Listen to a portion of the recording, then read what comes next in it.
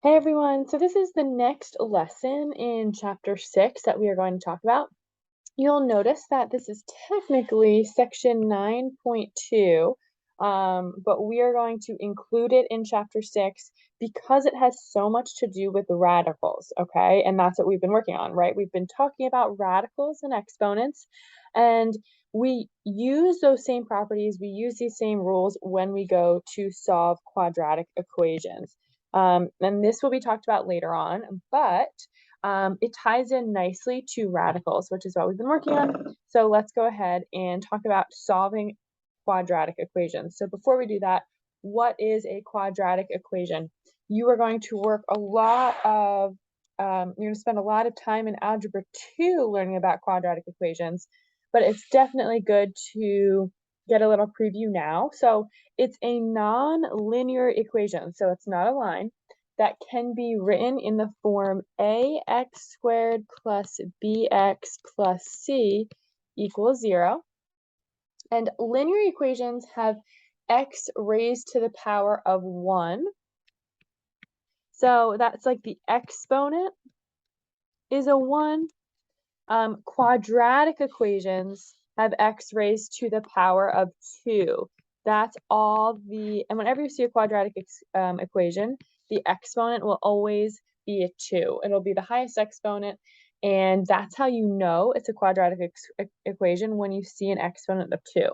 The shape of the graph, it's not a line, right? It's always a U-shaped graph. And it's called a parabola, okay? So you'll be talking about that a lot next year. But we'll preview it now because it ties into radicals. So remember, and you must have talked about this last year in pre-algebra or 8th grade algebra, whatever math class you took last year. Remember taking the square root is the inverse operation of squaring a number. Similar to addition is the inverse operation to subtraction. An inverse operation undoes the previous operation. So just some quick examples, and I can do them on the side. Like if you did the square root of 25, you get 5. And then if you do 5 squared, you get 25. So you can see the square root and the square undoes each other, right? You get back and forth these same two numbers by squaring and square rooting. So look, the square root of 32 squared, they cancel each other out and you just be left with 32. The square root of x squared, they cancel each other out and you're just left with x, okay? They undo each other. So to solve a quadratic equation when there is no bx term, so notice it's just one variable, we follow the steps below. So it's important that we use reverse PEMDAS to isolate the x squared. We want to get that x squared alone.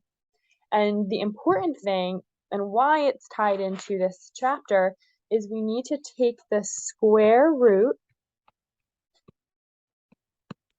of both sides to undo the square. So really important, this is called the square root property.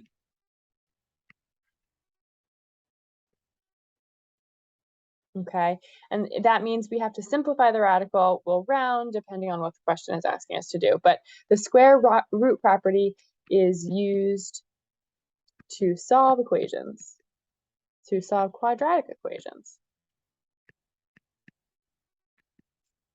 Okay, so remember, we always have to isolate x squared. We have to get x squared alone. So there's some things we need to note here. If it is set equal to a positive number, there are two solutions, okay? So if we look at this one, notice my x squared is by itself. So how do I get that x alone? I take the square root of both sides. Again, notice the square root of x squared, I just get x. We know the square root of 25 is 5. When we solve an equation, we also need to remember that a -5 would make this equation true. So let me just show you that on the side here. 5 squared gives you 25, and doesn't -5 squared also give you 25, right? So we've got two answers. And so a lot of times we write this as x equals plus or minus 5. We can write it like this, or we can write it like this. Okay, two solutions when we're taking the square root of a positive number. If we take the square root of 0, there is one solution because the square root of 0 is just 0. And if we take the square root of a negative number,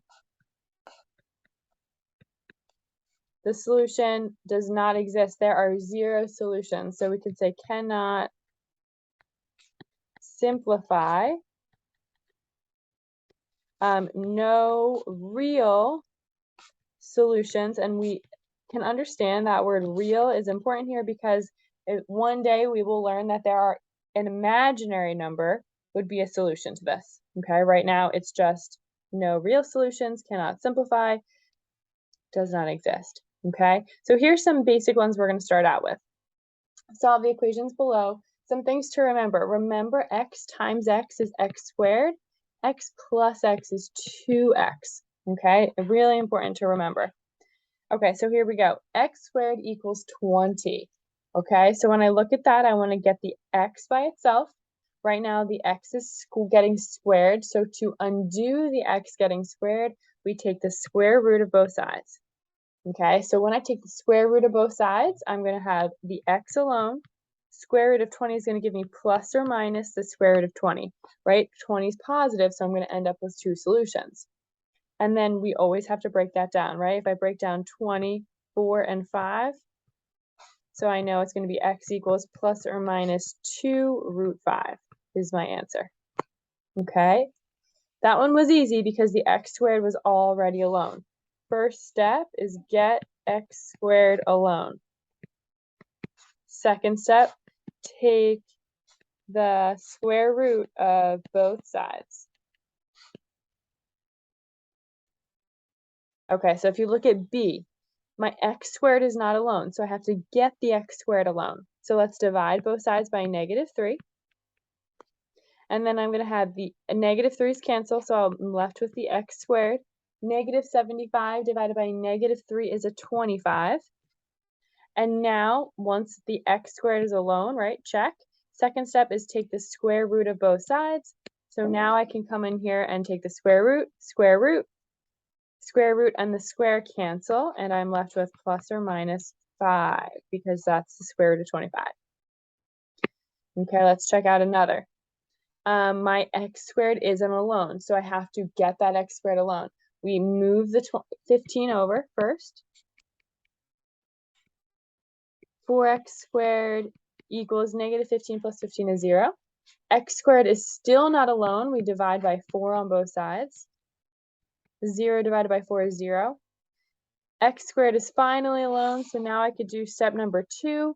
Square root both sides. X equals the square root of 0 is just 0. There's my answer.